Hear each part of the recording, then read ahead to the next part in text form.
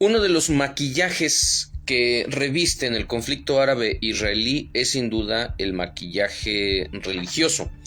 Y le voy a explicar por qué es un maquillaje y por qué este conflicto no es en lo absoluto un conflicto de ideales religiosos, aunque los tiene, pero no son los nucleares ni son los que lo empujan a estar vivo, tanto de la parte palestina como de la parte israelí.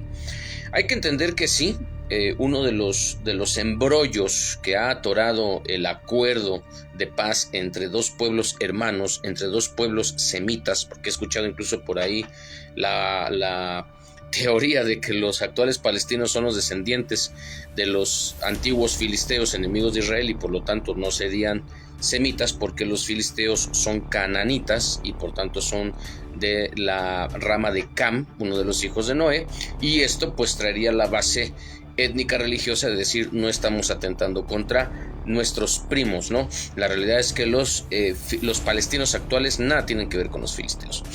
Bien, uno de los embrollos entre estos dos pueblos primos semitas étnicos muy parecidos y culturalmente no tan alejados como se nos quiere vender a veces es la ciudad de Jerusalén y sobre todo la cúpula de la roca, esa mezquita que los judíos reclaman como el lugar donde estuvo el templo de Salomón y que desde el año 600 y fracción fue construida por alguno de los muchos reinos musulmanes que han pasado y se han adueñado durante más de 1000 años de esta zona y que recientemente ha sido el freno, más por parte de Israel que por parte de los palestinos. Eso también es importante, aunque también en ambos lados hay radicales religiosos, tanto del lado palestino como del lado israelí. Estos radicales son los que empujan a sus gobiernos a no hacer un acuerdo que no contemple en el lado palestino una Jerusalén que sea mitad de ellos y mitad israelí, y del lado israelí una Jerusalén que sea totalmente de ellos, ignorando por cierto a una comunidad muy importante en Jerusalén, que es la comunidad armenia. Los armenios son cristianos. Armenia es reconocido el primer país cristiano oficial de la historia. Me refiero oficial porque antes de que Constantino aceptara el catolicismo romano o el rito romano, que es una de las muchas ramas del cristianismo, el rito armenio fue aceptado por uno de sus reyes mucho antes de Constantino, en el siglo III. Entonces ignoran, por ejemplo, a este tipo de comunidades y se enfrascan en sus enfrentamientos.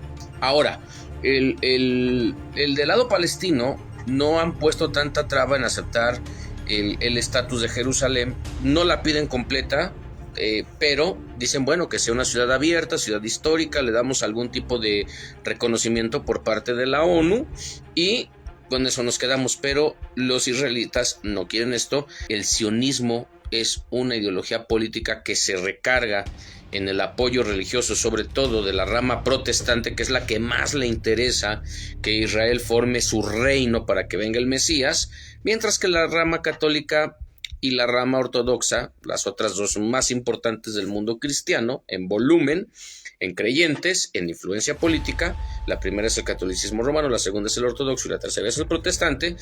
Pues las primeras dos, la católica y la ortodoxa, son así como que nosotros tenemos nuestras bases y tenemos nuestra fe milenaria y háganse bolas. Los protestantes no.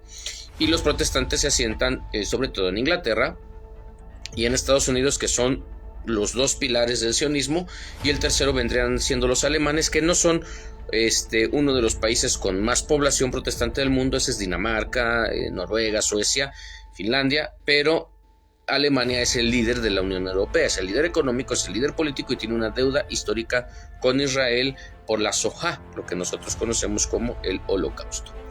Entonces, algunos extremistas religiosos judíos han entrado a la explanada de la mezquita en Jerusalén, y eso ha provocado la rabia de los extremistas palestinos y se han enfrentado.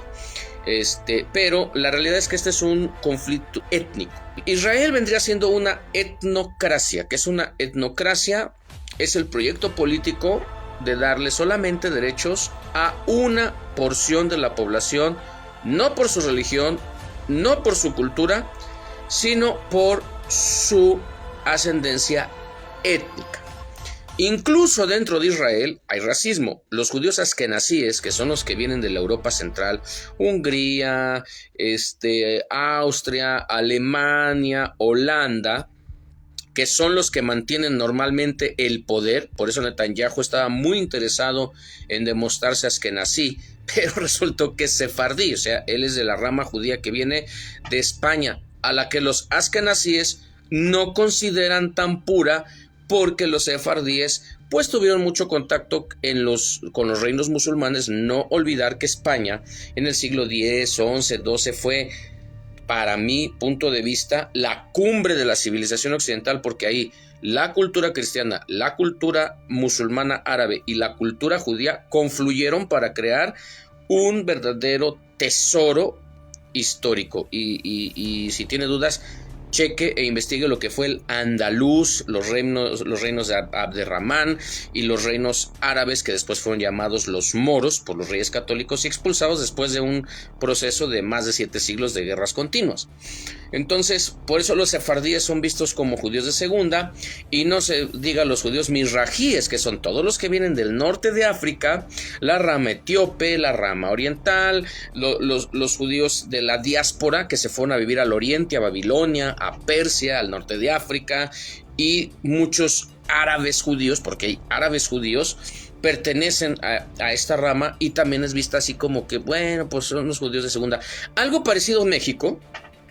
Desgraciadamente, aunque somos una nación y nos une el ideal de patria y todos somos mexicanos, por ejemplo en México, la gente del norte, la gente de Monterrey, de Nuevo León, con todo respeto y cariño para mis amigos de ese estado, pero es la realidad, suelen ver a los del sureste así como que,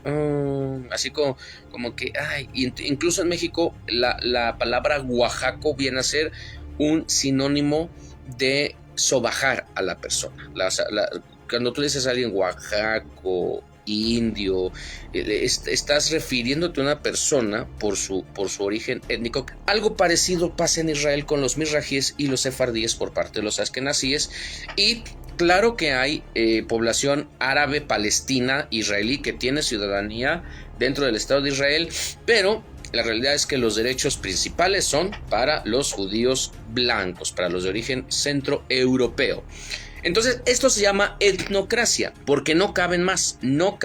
Aquí entra también en conflicto una tercera parte muy minoritaria y muy ignorada: los cristianos. Ya les decía yo, en Jerusalén hay cristianos armenios, hay un barrio armenio, hay también minorías coptas, cultos asirios, cristianos del culto griego ortodoxo, hay minorías católicas, hay minorías protestantes, y están tanto en Gaza hay 2 iglesias, una católica y una anglicana, que por cierto la anglicana ya la destruyeron las bombas israelíes.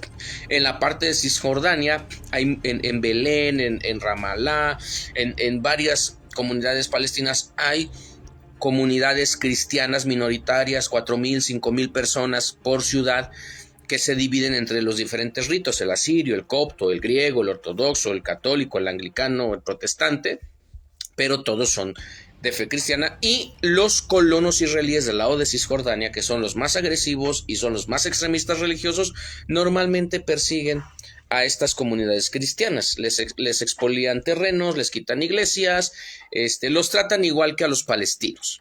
Entonces, esto se llama etnocracia. Israel no es democracia, nos la quieren vender como la única democracia en el Medio Oriente. No, es una etnocracia, copia y pega de Estados Unidos, que también es una etnocracia, que pudo nacer como nación hasta que destruyeron a toda la miríada de naciones amerindias. Simple y sencillamente en México, si hubiera habido un exterminio como el que hubo en Estados Unidos, no existirían 600 lenguas indígenas todavía vivas, no existirían. ¿Por qué existen? ¿Por qué existen comunidades? ¿Por qué existe todavía en Oaxaca? ¿Por qué existe todavía en Veracruz, en Chiapas, en Tabasco, municipios que se rigen por sus propias leyes? Porque los españoles supieron, en cierta medida y hasta donde fue posible, convivir con sus aliados indígenas. Y sí, se portaron muy fuerte con los indígenas que se pusieron en su contra, como los aztecas, pero una vez rendidos, otomíes, aztecas, tarascos, tlaxcaltecas, españoles se unieron y conquistaron el norte de México, se lo quitaron a los chichimales. Bueno, En Estados Unidos también es una etnocracia porque ellos no hicieron el modelo español. Ellos barrieron, ellos quitaron, ellos destruyeron a todas esas naciones ya desde los tiempos de Miguel Hidalgo, y es algo que después reconoce la Constitución de 1824. La esclavitud se había abolido. En Estados Unidos tuvieron una guerra porque la esclavitud no se había abolido. Entonces, cuidado con exaltar el modelo anglosajón en detrimento del modelo español. Los dos tenían sus ventajas y los dos tenían sus desventajas. Pero de ese modelo anglosajón nace el modelo israelí. Por eso me aventé toda esta perorata. Porque del modelo anglosajón, los israelíes que han vivido milenios en la tierra de Palestina, al igual que los cristianos armenios y coptos, ortodoxos griegos, y al igual que los árabes palestinos, todos eran minorías.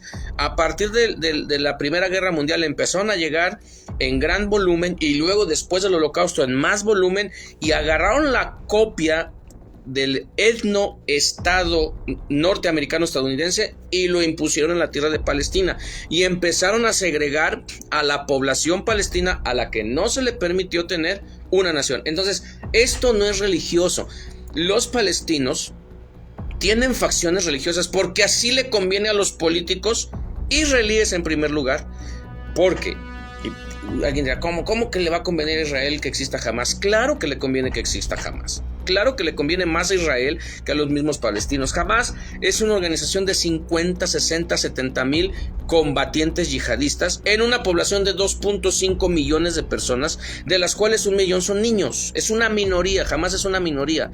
¿Por qué tiene el poder en la franja del Gaza? Porque están ahogados, porque están encerrados, porque los pescadores no pueden avanzar tantas millas náuticas de la costa del mar Mediterráneo, porque el ejército israelí los tiene ahí rodeados, porque no puede salir y entrar de Gaza, porque es una cárcel, y en la cárcel, dentro de la cárcel, a ojos de los celadores, pues los que mandan son los más fuertes. Es lo mismo que pasa en Gaza. ¿De dónde saca las armas Hamás? ¿De dónde saca la infraestructura? ¿De dónde saca las comunicaciones? ¿De dónde saca los materiales? Alguien deja entrar los materiales a la franja de Gaza, y ese alguien es el único que controla la entrada y la salida. Que Qatar pone dinero, que Irán pone dinero, que el Estado Islámico, sí. Pero ¿cómo entra todo eso? ¿Cómo entran y salen los combatientes de Hamás? ¿Cómo se van a entrenar a los campos cataríes, a los campos iraníes, y luego regresan a la franja de Gaza? Si se supone que un civil cualquiera no puede entrar y salir porque Israel lo controla. La ecuación es muy fácil. Los sionistas, que no son religiosos pero se aprovechan de los religiosos, ponen a Jerusalén como el parapeto, decir no podemos firmar una paz porque nuestra fe nos prohíbe entregar Jerusalén porque es la ciudad santa. Eso es mentira. El Estado de Israel es un Estado laico. Hay marchas homosexuales, hay marchas lésbicos, gays, hay marchas a favor del aborto. Es un Estado altamente, y eso sí se lo admiro, es altamente progresista.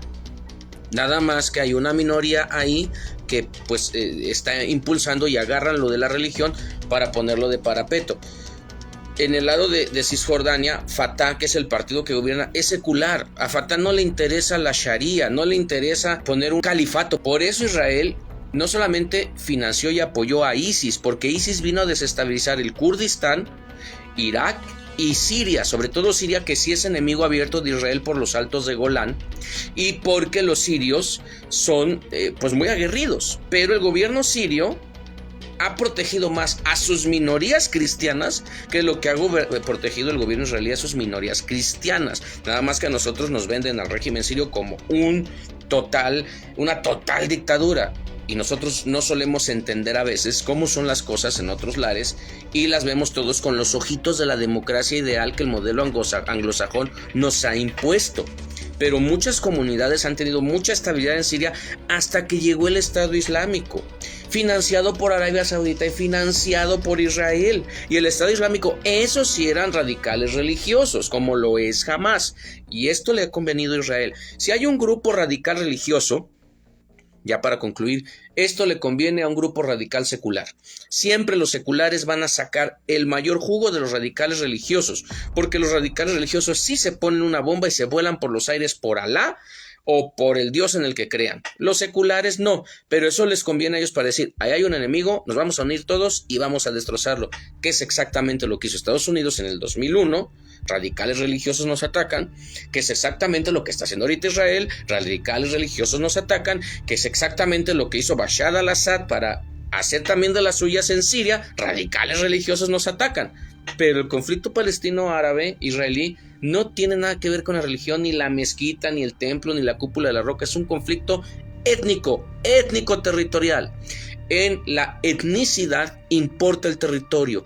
El concepto de territorio está ligado al concepto étnico. Nosotros somos lo que somos por la tierra en la que vivimos. Si nos quitan la tierra en la que vivimos, dejamos de ser lo que somos. Entonces vamos a defender la tierra en la que vivimos para defender lo que somos. Suena axiomático, pero es la realidad. La religión es lo de menos. Viene a ser nada más como que un ingrediente o un misil o una arma conveniente en las manos de los políticos para hacer de las suyas.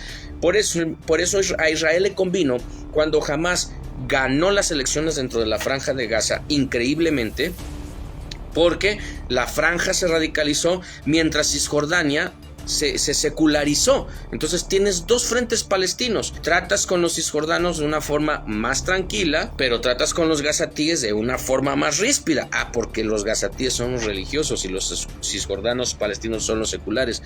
Y con eso Israel se dio una gran victoria. Jamás vino a partir la poquita unidad que había entre los palestinos y los alejó entre ellos. Y el viejo adagio dice: divide y vencerás. Entonces no es casualidad que jamás este grupo religioso tenga todo lo necesario, siendo nada más 50, 60, 70 mil combatientes, para poderle hacer frente a una potencia, porque Israel es una potencia militar como ninguna en todo el Medio Oriente. O sea, ningún país tiene el poder de fuego que tiene la nación de Israel, y que lo tiene en este momento porque tiene el respaldo de Estados Unidos. Es como si atacaras a Texas o California. Es un estado más de la nación estadounidense. Pero no nos engañemos con que esto es un conflicto religioso y están peleando por la fe. No, lo religioso en esto es el ingrediente menos importante, es el menos de peso, pero es el que más enciende la hoguera, porque así le conviene a los políticos. Un saludo y nos vemos en un próximo video.